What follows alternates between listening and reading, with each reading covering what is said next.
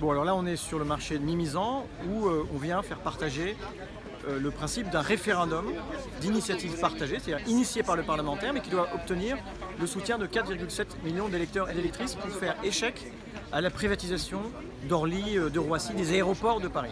Et qu'est-ce qu'on dit aux Hollandaises et aux Hollandais? On leur dit: vous avez été quand même instruits de ce qui s'est passé avec les autoroutes.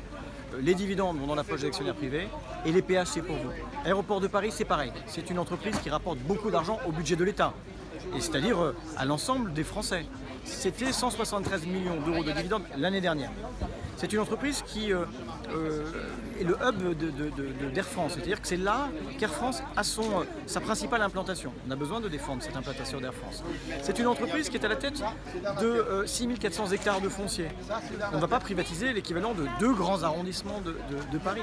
C'est une erreur économique parce que c'est une entreprise qui rapporte, c'est la poule aux œufs d'or, on vend les bijoux de famille, et c'est une erreur stratégique parce que c'est un monopole, c'est un service public national, et défendre le service public des aéroports, c'est défendre d'une certaine manière les services publics à la française partout dans le territoire.